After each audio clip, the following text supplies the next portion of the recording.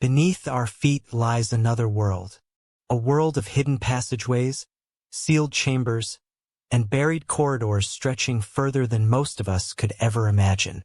For as long as humans have told stories, they've spoken of secret tunnels under the earth, places carved in darkness used for survival, ritual, or power. Some of these stories have been dismissed as myth, others buried in archives, and some remain off-limits, even today. But time and again, new discoveries keep forcing us to ask, what is really down there? Archaeology has given us glimpses. Deep beneath the surface of our world, secrets sleep in stone.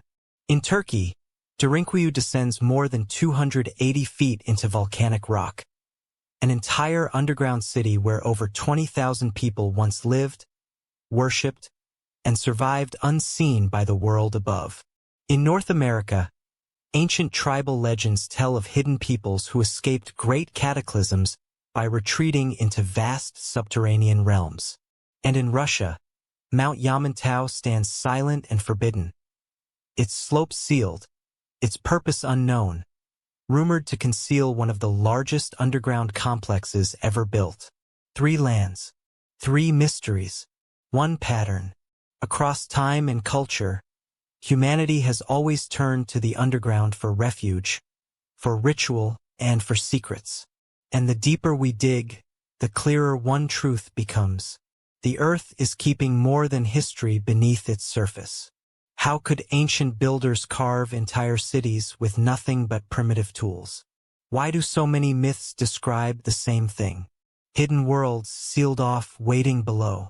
And why are governments today still building vast networks beneath the surface, then denying what they're really for?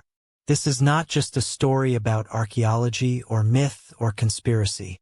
It's all of them colliding, from the labyrinths of Cappadocia to the ritual tunnels of Peru, from Tibetan legends of Agartha to the classified bunkers of the Cold War.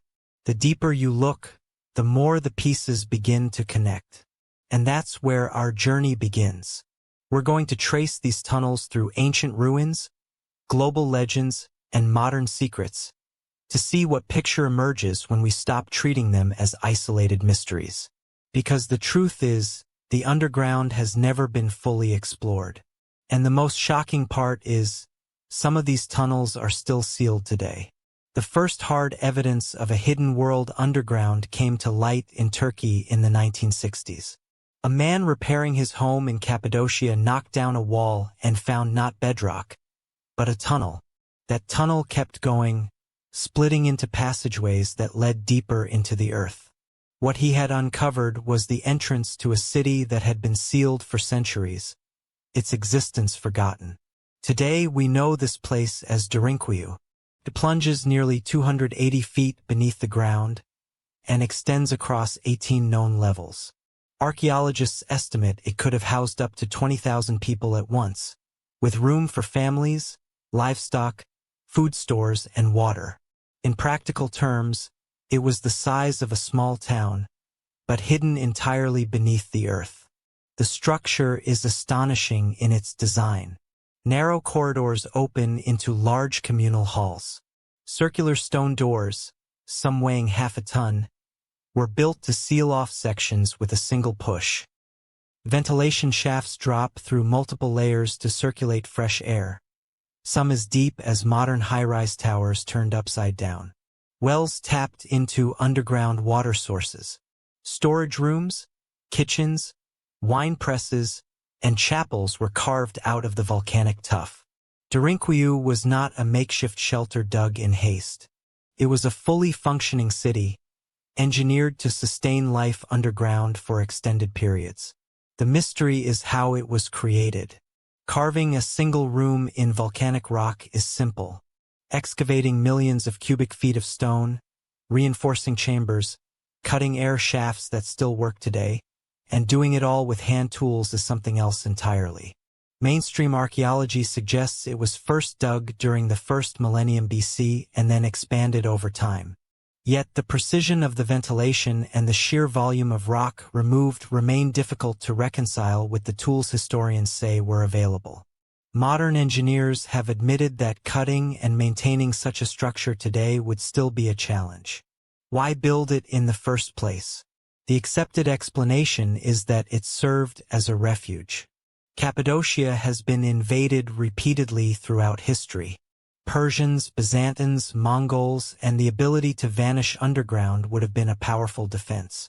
From this perspective, Derinkuyu was a giant bunker, a place where tens of thousands could wait out danger above. But that explanation doesn't answer why it was built to such depth and complexity. Why construct chapels and wineries if the goal was short-term refuge? Why engineer a labyrinth with stone doors and defensive choke points if not for something more deliberate? Some researchers suggest the city was also a sanctuary, a place to preserve culture and belief as much as life. Religious spaces carved into the rock point to spiritual significance, not just practicality. Others argue that Derinkuyu may have been expanded layer by layer, generation after generation, each group inheriting a system whose original purpose was already fading into memory. The fact that no clear records describe it adds to the sense that it was deliberately hidden, not merely forgotten. And secrecy runs through the story. Derinkuyu remained undiscovered until the 1960s, not because it collapsed or eroded, but because its entrances were sealed. For centuries, no one above knew that an entire city lay just below their homes. Even now, parts of it remain closed. Some passageways are blocked. Archaeologists suspect deeper levels exist, but they have never been mapped. Local rumors claim that tunnels run for linking Derinkuyu to other underground sites across Cappadocia. If true, then what has been revealed so far is only a fraction of the system. Cappadocia is filled with similar complexes. Kamakli, another underground city not far from Derinkuyu, is vast in its own right. Dozens more have been identified, some small, others sprawling. Many lie only a few kilometers apart. The possibility that they are connected by long, hidden tunnels cannot be dismissed. Derinkuyu may be the largest and most famous, but it is not unique. It is one doorway into a much bigger network, a subterranean world beneath central Turkey that remains only partly understood. What is clear is that Derinkuyu cannot be explained away as a minor curiosity or a defensive shelter cobbled together with primitive tools. Its scale, precision, and secrecy suggest an extraordinary project, one that challenges what we think ancient builders were capable of. And it forces a larger question. If this much lies beneath one Turkish town, how much else remains hidden under Cappadocia's volcanic plain? While Cappadocia's tunnels sheltered people, in Mexico, tunnels beneath ancient pyramids were sealed with something even stranger.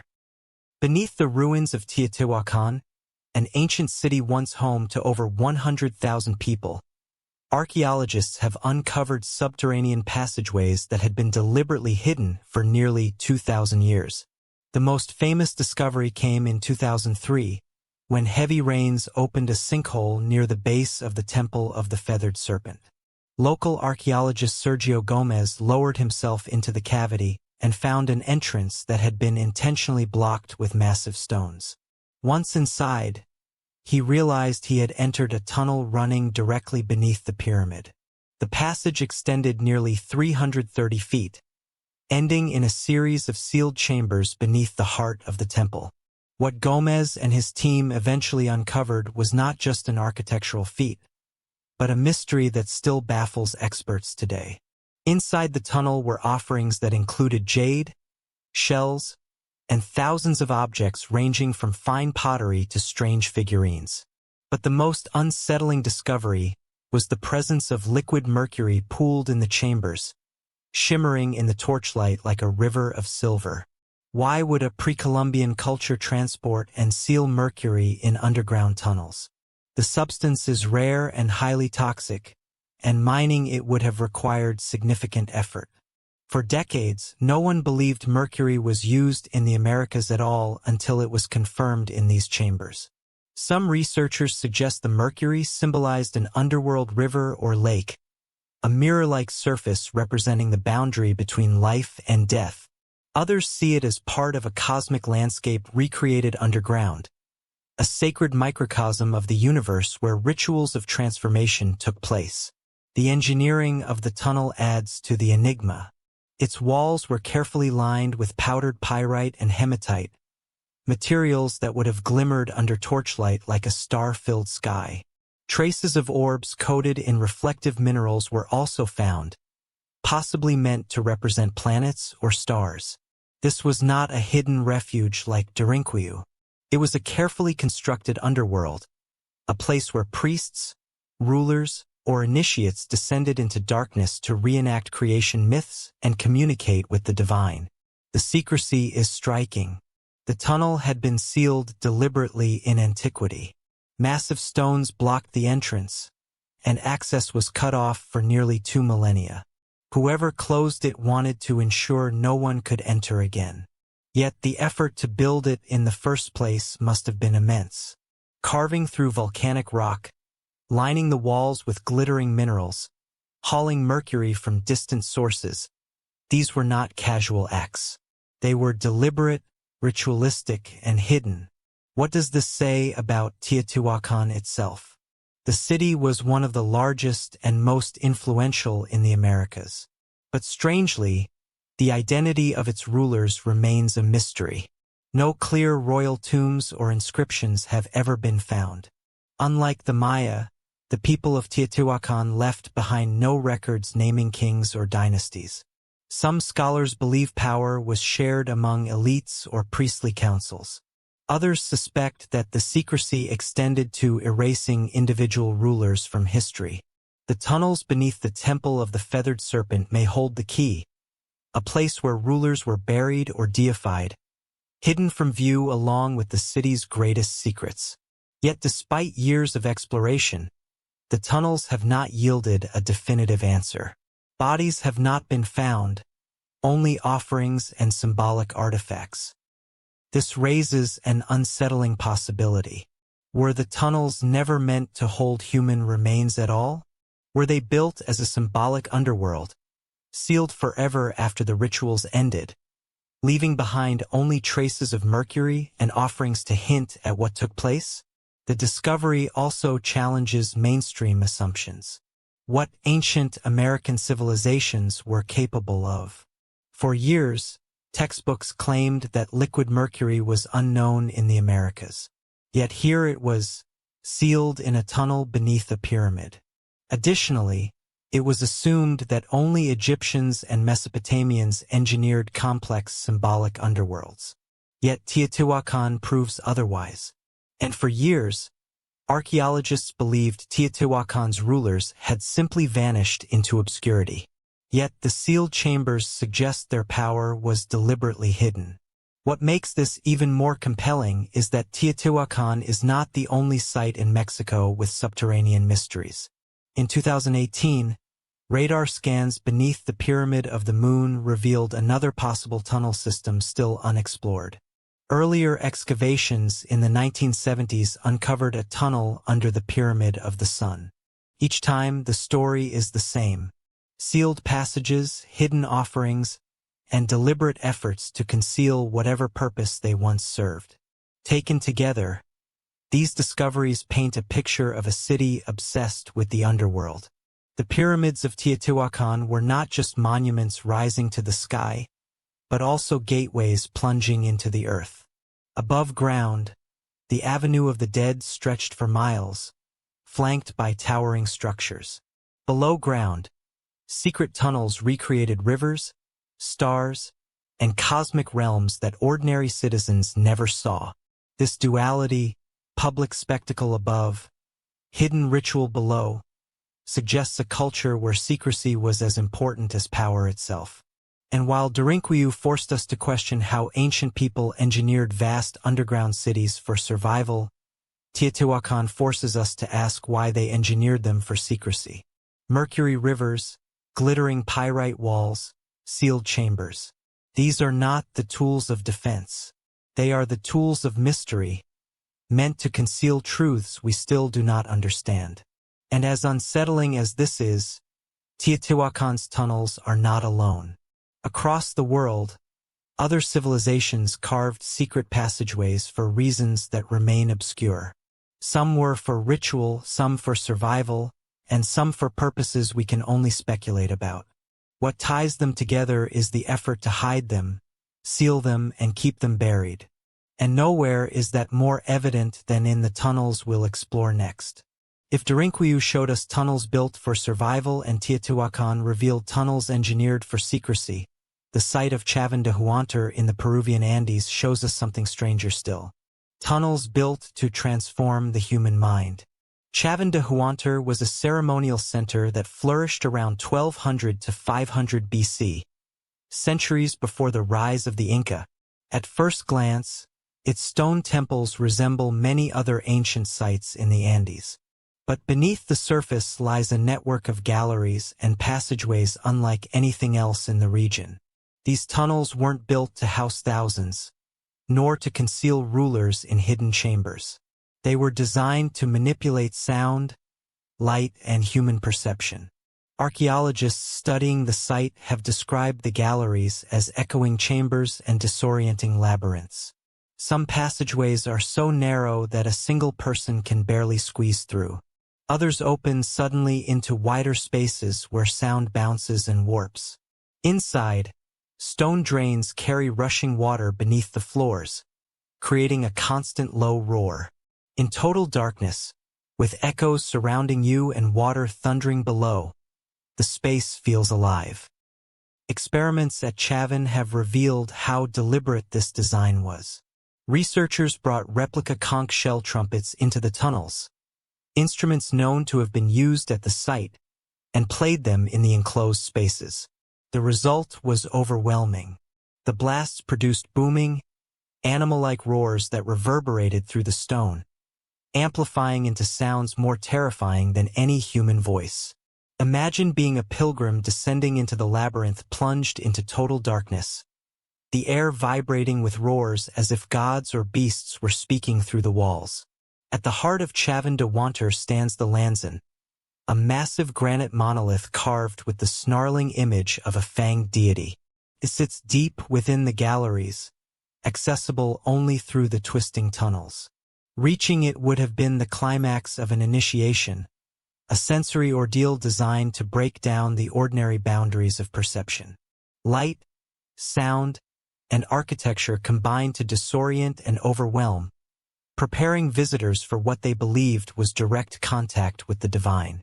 This use of tunnels is unique in the ancient world. They were not defensive nor practical, nor even purely symbolic. They were instruments carefully engineered to alter consciousness. By manipulating echoes, controlling access to light, and channeling the roar of rushing water, the builders of Chavín created a technology of experience. It was architecture not for shelter, but for transformation. The secrecy of the site adds to the mystery. Much of Chavín's symbolism revolves around dualities. Light and dark, above and below, order and chaos. Ordinary life happened in the plazas above ground, but true transformation was reserved for the hidden spaces below, where only initiates and priests could enter. The underground world was a threshold between the human and the divine. The implications are profound. If the tunnels of Derinkuyu show the ingenuity of survival, and Teotihuacan shows the power of hidden ritual, Chavín suggests something more elusive: the deliberate use of underground architecture to change human perception itself. These were not metaphors carved in stone. They were sensory machines, designed to generate awe, fear, and revelation. And it forces us to ask, if tunnels here were used to alter consciousness, could the myths of underground worlds, from hidden kingdoms to sacred underworlds, be more than metaphors? Could they be cultural memories of places deliberately engineered to transform how people experienced reality? The tunnels of Chavín de Huántar show how the underground could be built to change perception. But some traditions go further, describing not just chambers or passageways, but entire hidden kingdoms sealed beneath the surface of the earth. In the early 20th century, Polish explorer Ferdynand Ossendowski traveled through Central Asia and later published Beasts, Men, and Gods. In it, he recounted a story told to him by lamas in Mongolia, a story about a vast subterranean realm known as Agartha. According to them, Agartha was a hidden world, accessed through secret tunnels in remote deserts and mountains. It was ruled by the so-called King of the World, a figure whose influence stretched to the surface, shaping human events through unseen means. The kingdom was said to be lit by its own source of power, sustained by technologies and wisdom preserved from ages long before. The descriptions are striking: a hidden kingdom, eternal light, secret entrances scattered across the landscape. The idea of an underground civilization with knowledge far beyond our sounds like fantasy. But it aligns closely with other traditions. Tibetan Buddhism speaks of Shambhala, another hidden realm of wisdom beyond ordinary geography. Some accounts place it in the high mountains, accessible only to those who know the way. Others describe it as a place shielded from ordinary eyes, a domain of kings and sages who watch from afar. The overlap between Shambhala and Agartha is too close to ignore. Both describe secret entrances, hidden realms, and ancient rulers who remain out of reach. These ideas were later taken up by fringe theorists, who argued that the Earth might not be solid at all, but hollow. According to the hollow Earth theory, vast inner spaces could exist within the planet, connected to the surface through tunnels at the poles or other hidden gateways. Inside these caverns, entire civilizations could thrive, survivors of catastrophes that wiped out earlier epochs of humanity, or beings entirely unknown to us. By the 19th and 20th centuries, this concept gained traction in occult circles, with believers pointing to myths like Agartha and Shambhala as evidence that cultures across the world were preserving the same memory of hidden realms. What makes the theory more intriguing is its global reach. Stories of subterranean peoples aren't confined to Central Asia. Across South America, Europe, and North America, similar legends appear. Hidden entrances, glowing inner lands, powerful guardians below the earth. The consistency across cultures separated by oceans and centuries suggests these stories had roots in something more than imagination. Mainstream archaeology dismisses hollow earth theories outright, and perhaps rightly so. But even if we set aside the idea of entire kingdoms inside the planet, the persistence of these stories matters. They point to a global fascination with the underground, not as a void of stone and darkness, but as a place of hidden power. And they raise a difficult question. Are these myths simply symbolic? Or are they distorted accounts of real encounters with subterranean structures, places, and events long since forgotten? One thing is clear. Tales of Agartha and Shambhala are not isolated anomalies. They sit within a much larger web of traditions describing secret worlds below the surface. And these aren't only Asian stories. Some of the most vivid accounts come from the Americas. Across the Americas, traditions tell of hidden worlds below the surface. Some describe ancestors who survived disaster by taking refuge in the earth, while others speak of beings who still dwell beneath us, unseen. These stories are not vague or peripheral. They are central to the identity of the cultures that carry them. For the Hopi people of the American Southwest, one of the most important teachings is the emergence. According to their oral history, humanity once lived in an underworld, a realm of darkness beneath the earth. Guided by spiritual beings, the Hopi clans climbed upward through a narrow opening until they reached the surface, entering the present world. That moment of passage from darkness to light is still remembered in ceremonies. Within Hopi kivas, underground ritual chambers, a small hole, called the sipapu, symbolizes the portal through which their ancestors emerged. It is a reminder that the people of today are descended from those who once lived below. The details are striking. These stories describe survival in hidden places during cataclysmic upheavals. Some versions say earlier worlds were destroyed by floods, fire, or ice, with only a remnant surviving by dwelling beneath the ground until it was safe to return. The idea of multiple worlds, each destroyed in turn, mirrors a cycle of catastrophe and renewal, a theme found in other cultures far beyond North America. The Navajo tell of past worlds as well, each ending in disaster. Humans, they say, passed from one world to the next until arriving in the present one. The Cherokee recount traditions of hidden people who live below, sometimes emerging to the surface but largely remaining unseen. Even the Mandan, a people of the northern plains, spoke of their ancestors climbing from an underworld through a great opening in the earth. These stories carry consistency across vast distances and distinct cultures. Humanity sheltered beneath the earth, survived destruction, and re-emerged to rebuild. When placed beside archaeology, they take on a sharper edge. The Hopi say their ancestors endured underground until it was safe above. In Turkey, Derinkuyu proves that entire communities really did carve underground refugees capable of sustaining tens of thousands. Both traditions, one preserved in myth, the other carved into rock, reflect the same idea. When catastrophe strikes, survival may depend on going below. It is possible that the preserved distant memories of such refuges. Oral traditions are not perfect records, but they carry patterns. The themes of survival in darkness, protection by guardians, and eventual return to the light align uncannily with what archaeology now shows us humans were capable of. These stories may not describe literal events as we would record them, but they may encode truths about how earlier peoples endured crises that wiped out much of the world they knew. There is also the recurring theme of secrecy.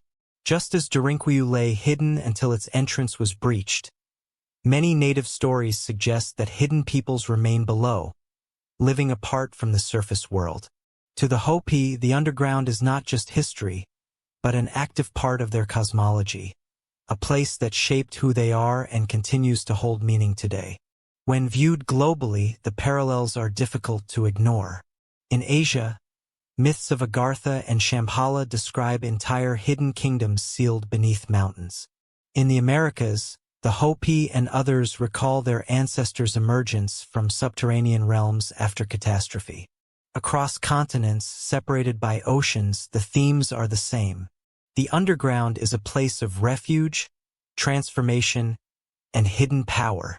And while archaeologists interpret these as metaphors or symbolic cycles, the existence of real underground cities and tunnels shows that the line between myth and reality is not as clear as once believed. Legends of emergence may be cultural memories of real survival strategies blurred and reshaped over thousands of years.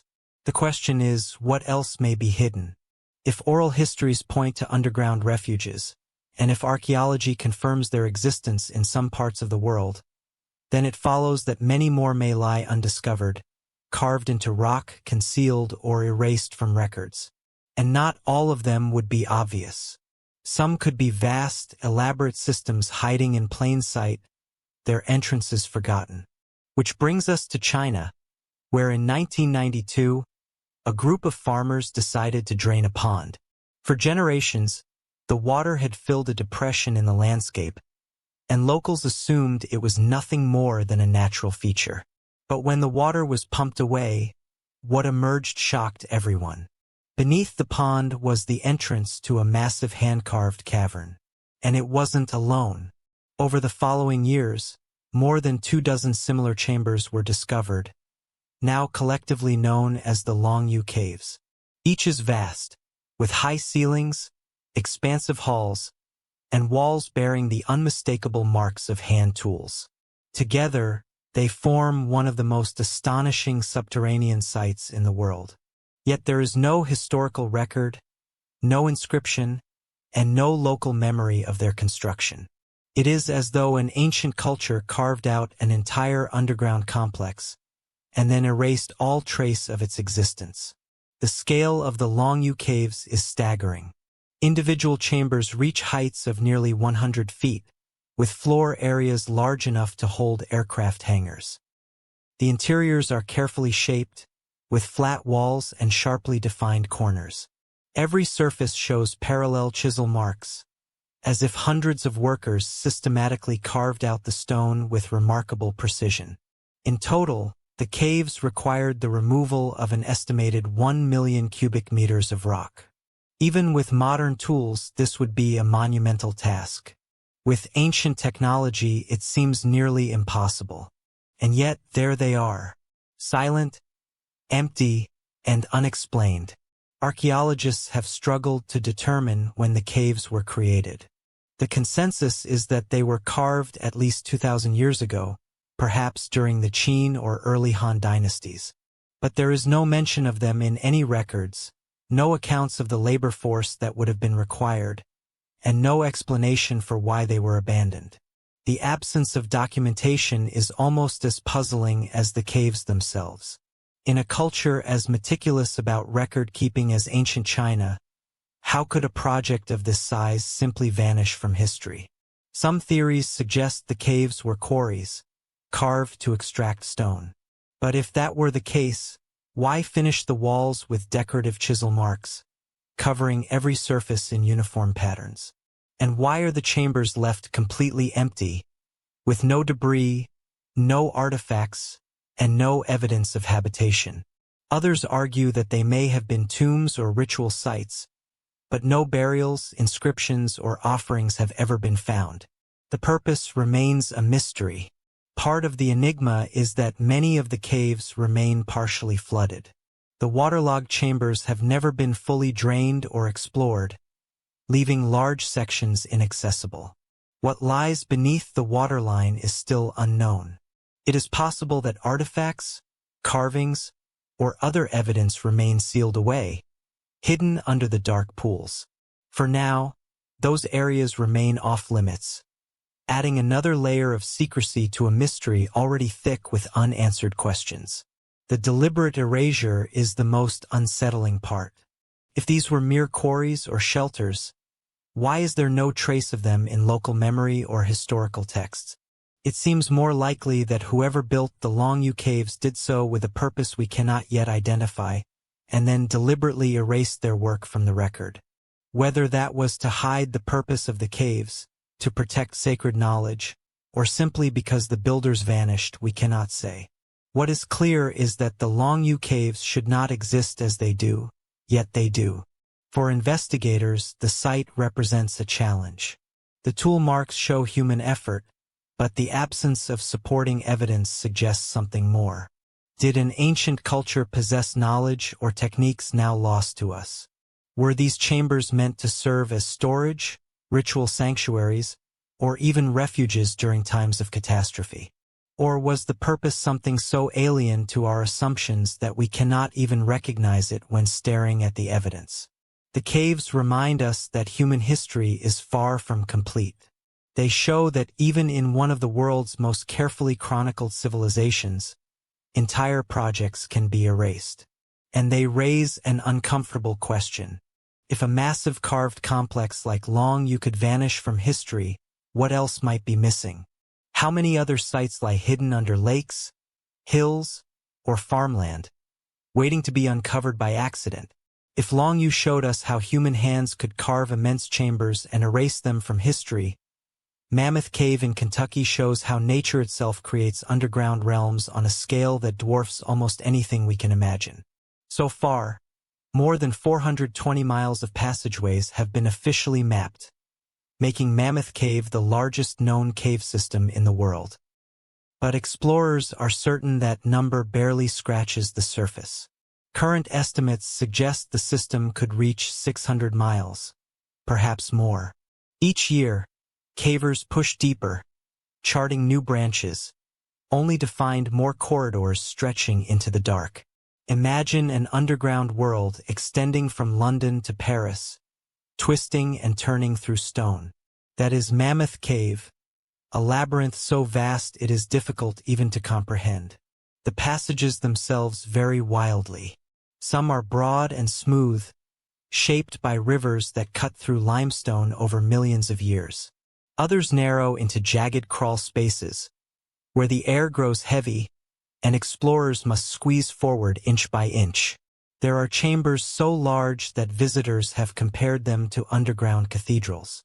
Standing in such a space, with ceilings vanishing into shadow above and walls echoing with every step, it's easy to feel as though you are inside another dimension entirely. And the deeper you go, the stranger it becomes. Indigenous peoples used parts of the cave thousands of years ago, leaving behind torches, artifacts, and even human remains preserved in the dry air. In the 19th century, miners harvested saltpetre from its chambers to make gunpowder. Tourists soon followed, drawn by its sheer scale and by its ominous reputation. Guides told stories of ghostly lights flickering in the distance, or of winds rushing through sealed passages as if unseen forces were breathing below. There were also darker tales. Visitors who strayed from the group lost their bearings in the endless passages and were never seen again. Some of those stories are documented. One of the most famous involves Floyd Collins, a caver who became trapped in a narrow passageway in 1925. Efforts to rescue him captured the attention of the nation, with reporters camping at the site and relaying updates by telegraph. After 2 weeks, Collins died, his body wedged in stone, unreachable. His story cemented Mammoth Cave's reputation not just as a marvel, but as a place that could claim lives without mercy. Even today, cavers describe the system with awe and unease. Some speak of hearing voices carried through the tunnels, distorted by echoes, until they seem to come from nowhere. Others recall the disorienting effect of losing all light when a lantern fails, and the darkness presses in so absolutely that the mind begins to invent shapes and sounds. Mammoth is more than a cave. It is an environment designed to strip away human reference points. In those moments, people say, you feel the cave itself is alive. The depth adds to the fear. While Mammoth does not plunge vertically like Veriovkina in Georgia, the deepest known cave in the world, descending more than 7,200 feet, its endless horizontal sprawl creates its own terror. At least in a vertical descent, explorers know the direction they must climb to escape. In Mammoth, the danger lies in its scale. Corridors branch and twist until the sense of direction collapses. Without careful mapping, a wrong turn can lead to miles of wandering in the dark with no way back. The result is a different kind of depth, not of distance, but of infinity. And despite centuries of exploration, most of the cave remains untouched. Whole sections are closed off, some because of hazardous air pockets, others because they have simply never been surveyed. What lies in those sealed chambers is anyone's guess. The possibility of new species, untouched archaeological sites, or massive unexplored halls remains very real. Mammoth Cave proves that even in a world mapped from orbit, there are still places on this planet where the unknown stretches for hundreds of miles. That is what makes the system so unsettling. If natural geology can produce an underground world on this scale, endless corridors, hidden chambers, toxic pockets of air, rivers running in silence for miles, then secrecy beneath the surface is not just a human invention. It is part of the planet itself. And if caves created by nature can swallow lives and still hold miles of uncharted territory, what might lie inside the tunnels built deliberately by human powers, where secrecy is the very purpose? Underground networks are not just relics of the past. In northern China, one of the largest subterranean systems on Earth was built not thousands of years ago, but in the last few decades. It is known as the Underground Great Wall. Constructed by the People's Liberation Army Rocket Force, this labyrinth reportedly stretches more than 3,000 miles, longer than the entire width of the continental United States. Its purpose is not disputed. It was designed to store, move, and protect China's nuclear arsenal. But nearly everything else about it remains classified. Fragments of information come from satellite imagery, rare leaked photos, and investigative reports. They show entrances disguised as hillsides, camouflage blast doors, and long reinforced corridors where missile transporters can move unseen. Analysts believe the tunnels link together storage chambers, launch bays, and underground command centers. Some reports even suggest entire cities have been constructed within the network to house military personnel. The engineering effort behind it is staggering. Carving thousands of miles of tunnel through rock would have required massive boring machines, decades of labor, and an enormous budget. Chinese sources say the project began during the height of the Cold War, when the risk of a nuclear first strike from rival powers was seen as a real threat. By dispersing missiles and launch systems underground, China ensured its arsenal could survive and retaliate no matter what happened above. Estimates of what lies inside vary widely. Official figures put China's nuclear arsenal at around 500 warheads. Some U.S. defense analysts argue the number could be far higher, with many of those weapons concealed in the underground Great Wall. If true, China may possess far more strategic power than it publicly admits. The tunnels allow weapons to be hidden, moved, and potentially launched from unpredictable locations, making them nearly impossible to track. First-hand accounts from defectors and leaked state documents describe networks of reinforced bunkers, train tunnels large enough to carry mobile launch systems, and maintenance facilities buried hundreds of feet underground. The tunnels are said to connect entire provinces, stretching through mountains and linking critical bases together. For comparison, the U.S. built hundreds of individual silos during the Cold War, fixed sites that could be targeted. China's approach is different, a shadow network that can shift and hide, making any strike against it uncertain. The secrecy around the underground Great Wall has fueled debate for decades. In 2009, a Chinese state television segment showed brief footage of missile transporters moving through underground corridors, confirming what analysts had long suspected. Beyond that, almost nothing has been disclosed. Western researchers have attempted to map the system through satellite data, but only fragments are known. The true scale and capacity remain hidden. The comparisons are stark. Derinkuyu sheltered 20,000 people beneath Turkey's soil. The Mammoth Cave system winds for hundreds of miles through Kentucky's limestone, but the underground Great Wall surpasses them both in length and purpose. It is not a relic of survival or a natural wonder. It is a modern fortress dug in silence, designed to conceal weapons that could end life on the surface. That continuity is telling. From ancient sanctuaries to modern bunkers, the underground remains the ultimate safeguard. Thousands of years ago, people sealed themselves away to survive floods or invasions. Today, governments seal away their most dangerous arsenals. The instinct is the same. When the stakes are highest, power is hidden below. Most of what lies inside the underground Great Wall will likely never be seen by the public. Entrances are sealed, maps are classified, and the system is constantly expanding. What is known is enough to prove that even in the age of satellites and constant surveillance, the most important infrastructure can still vanish from view if it is built beneath the surface. In the Ural Mountains of Russia, rises a peak with a reputation unlike any other. Mount Yamantau looks ordinary from the outside. A rugged, forested mountain range dotted with small towns and villages. But intelligence agencies, satellite images, and scattered reports tell a very different story. They describe the mountain as sealed, honeycombed with tunnels, and guarded with unusual secrecy.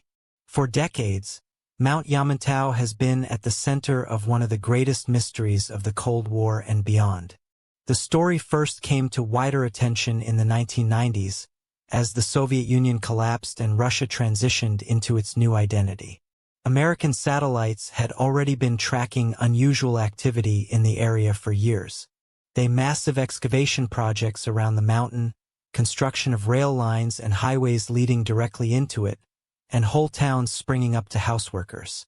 The effort was enormous, rivaling the largest military-industrial projects of the Cold War. Yet Russia never explained what it was building. When pressed, Russian officials gave contradictory answers.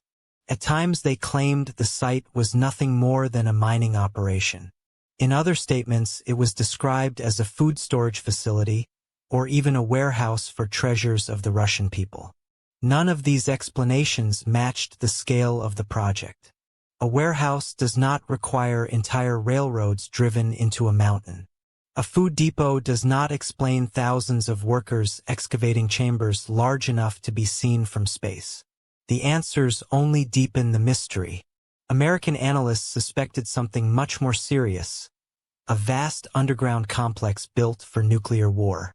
During the Cold War, both the US and the Soviet Union developed networks of bunkers and command posts designed to survive a first strike. But Yamantau appeared to go far beyond that. The scale suggested not just a bunker for leaders, but an entire subterranean city capable of housing tens of thousands. Reports claimed it could store weapons, accommodate command centers, and provide shelter for Russia's leadership and military in the event of global catastrophe. What made Yamantau especially ominous was the timing. Construction continued through the 1990s, even as Russia was experiencing economic collapse. The government claimed it could not pay wages or provide basic services, yet it poured enormous resources into digging deeper into the mountain. Why was Yamantau considered so important that it survived when so many other projects were abandoned? First-hand accounts from those living near the site describe heavy security and total secrecy. Entire towns were off-limits to outsiders. Roads were blocked, checkpoints manned by armed guards restricted movement, and locals were warned not to ask questions. Some workers reportedly lived in closed cities nearby, their lives tied entirely to the project. To this day, the area remains sensitive, patrolled, and shielded from prying eyes. Satellite images confirmed what locals hinted at. Vast spoil piles of excavated rock appeared on the surface, proof of massive tunneling below. Rail lines were built directly into the mountain, suggesting that whatever lay inside required heavy equipment or supplies. Analysts compared the visible infrastructure to known nuclear command complexes, but on a much larger scale. The true scale is still unknown. Some reports suggest Yamantau could cover more than 400 square miles of underground space, enough to contain not just bunkers but entire industrial facilities. Others estimate it could support a population of 60,000 for months, perhaps years. If accurate, Yamantau is not just a command center. It is a future most hope will never come. The secrecy continues into the present day. Russia has never offered a consistent explanation, and Western intelligence has never been able to confirm what lies inside. To this day, Yamantau is treated as one of Russia's most classified projects, guarded as tightly as nuclear launch codes. The silence has left the field open to speculation. Some argue it is a continuity of government facility, meant to keep Russia's leadership alive through nuclear war. Others believe it houses nuclear weapons or production facilities, hidden away from international treaties. The most extreme theories suggest it could contain research laboratories or storage for doomsday devices. Whatever the truth, the unanswered questions make Yamantau one of the most unsettling sights on Earth. Unlike ancient ruins, where mystery lingers because time has erased the evidence, Yamantau is deliberately hidden, actively maintained, and fiercely protected. It shows that secrecy underground is not a thing of the past. It is alive today, guarded by one of the world's powerful militaries. And yet, even with all the satellite images, analyst reports, and local accounts, the strangest claims about Yamantau don't come from governments at all. They come from those who say they've been inside. Few stories illustrate this better than the case of Phil Schneider and the Dulce base. Phil Schneider was a geological engineer who claimed to have worked on deep underground military construction projects in the United States during the 1970s. According to his testimony, he wasn't just involved in building tunnels. He claimed to have witnessed and survived one of the strangest and most terrifying encounters ever reported beneath the earth. In a series of public talks during the mid-1990s, Schneider described a hidden facility near Dulce, New Mexico. He said the base was built as part of a vast network of DUMBS, deep underground military bases, linked together by high-speed tunnels running beneath the country. These facilities, he claimed, were not just bunkers or storage sites. They were research centers where genetic experiments and classified projects were conducted far from public view. But Schneider's most explosive claim was that the Dulce base was not controlled solely by humans. He said that while excavating a section of the tunnels, workers broke into a cavern already occupied, and that inside were non-human entities. According to him, the accidental breach sparked a firefight. Schneider claimed he was wounded by a weapon unlike anything known on the surface, a blast that burned part of his chest and hand. Dozens of soldiers and workers, he said, were killed in the incident. From that moment forward, Dulce Base was allegedly operated as a joint facility, with both human and non-human occupants sharing the underground space. The details are sensational. Laboratories where experiments blended human and animal DNA, tanks filled with strange biological matter, and levels of the base restricted depending on clearance. The deeper you went, the stranger the research became. Schneider painted a picture of an underground world, where science crossed into territory that mainstream institutions would never acknowledge. Of course, none of these claims have ever been verified. No hard evidence has emerged that proves Dulce Base exists. No documents have surfaced confirming Schneider's story. To this day, official sources dismiss his testimony as fabrication. And yet, what keeps the story alive is how it fits within the broader pattern we've already seen. Governments and militaries clearly value underground secrecy. From China's 3,000 miles of nuclear tunnels to Russia's Mount Yamantau, enormous projects exist that the public knows almost nothing about. If those are admitted, how much more could remain unacknowledged? Even among locals in Dulce, stories have circulated for years about unusual activity. Residents have spoken of strange lights in the sky, unexplained sounds deep in the mesa, and military-style helicopters flying low without insignia. Combined with Schneider's claims, the legend of Dulce Base has become one of the most enduring underground conspiracy stories in the United States. Critics point out that Schneider's account was inconsistent at times, and that he provided no physical proof of his wounds being caused by unknown weapons. But supporters argue that he paid the ultimate price for speaking out. In 1996, Schneider was found dead in his apartment under circumstances his family and followers describe as suspicious. Officially, his death was ruled a suicide. To those who believe his story, it was silencing. What makes the Dulce Base story important is not whether every detail is true, but what it represents. Even as a legend, it reflects the same themes found throughout history: secrecy below ground, hidden chambers sealed from public eyes, and projects carried out in silence while the world above carries on unaware. Dulce has become a symbol of the underground itself, a place where the most dangerous or extraordinary truths are kept buried. From Derinkuyu to Teotihuacan, from Chavin to Yamantau, every site we've explored points to the same conclusion. The underground has always been where humanity hides what it cannot explain, what it cannot control, or what it wants to keep safe from view. In ancient times, it was survival and ritual.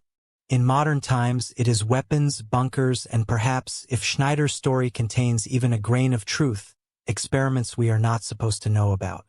We've followed the trails of hidden worlds, from the depths of Derinkuyu in Turkey, where thousands once lived beneath the rock, to ancient passages in Peru and China, carved so precisely they defy time itself.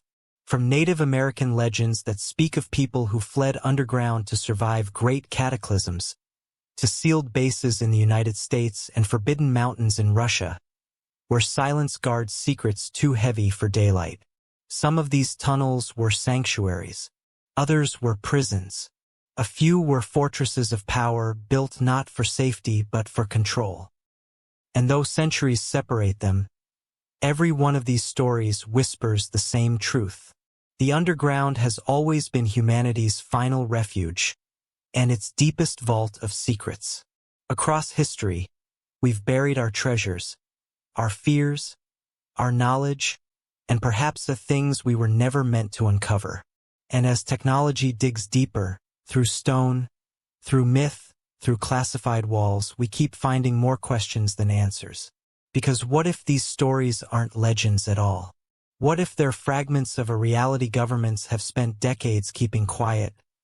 A network of hidden worlds beneath our feet. So what do you believe? Are tales like Dulce Base nothing more than conspiracy and imagination? Or do they echo a truth the surface world isn't ready to face? A truth that ties the ancient with the modern, the mythic with the military? Let us know your thoughts below. Your theories often guide where we go next, and together we're piecing together a map of the unseen. If you've enjoyed this descent into the unknown, subscribe, turn on notifications, and get ready. Because what's coming will challenge everything you thought you knew about history, humanity, and the world beneath your feet. This is just the beginning. The deeper we go, the stranger it gets.